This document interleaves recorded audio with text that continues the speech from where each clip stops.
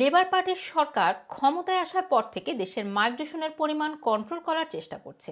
এই অতিরিক্ত মাইগ্রেশনের কারণে দেশের অবকাঠামো ভেঙে পড়ছে এবং অতিরিক্ত কাজের চাপে সরকারি পরিষেবাগুলিও ভেঙে পড়ছে বলে এরই মধ্যে লেবার পার্টির পক্ষ থেকে জানানো হয়েছে।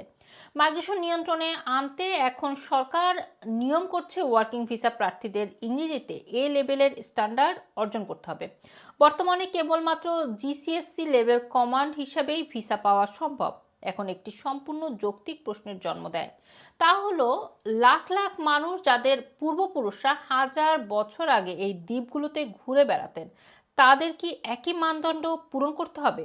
যদি তাই হয় তাহলে খুব শীঘ্রই এমন কোনো জায়গা খুঁজতে হবে যেখানে অগণিত জাতিগত প্রাচীন ব্রিটিশ, অ্যাঙ্গেল, স্যাক্সটন, জুট, সেল্ট, পিক্ট এবং গেলকে নির্বাসিত করা যাবে, কারণ তারা কখনো এ লেভেল ইংরেজি পাশ করতে পারেনি, যেটি আদৌ সম্ভব নয়। তাহলে বিষয়টি দাঁড়াচ্ছে লেবার পার্টি এখানে একটি ডাবল স্ট্যান্ড পলিসি নিয়ে এগোচ্ছে।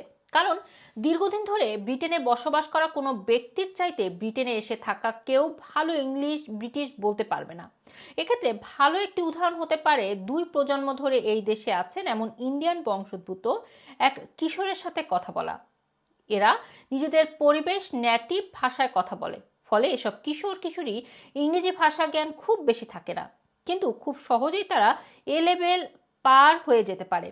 তবে এই পরিবারগুলো তাদের সন্তানদের জন্য অত্যন্ত উচ্চাকাঙ্ক্ষী, ফলে তারা অন্যান্য ব্রিটিশদের মতোই সহনাগরিক হিসেবে গড়ে ওঠার প্রচেষ্টা অব্যাহত রাখে। কাজেই সরকারকে মাইগ্রেশনের ব্যাপারে নতুন পলিসি হাতে নেওয়ার আগে অবশ্যই সব দিক খেয়াল রাখতে হবে। পলিসি ঠিকঠাক বাস্তবায়নযোগ্য না হলে বছর শেষে সরকার টার্গেট পূরণ করতে ব্যর্থ হবে। রুমানা রাখি, রানা টিভি, লন্ডন।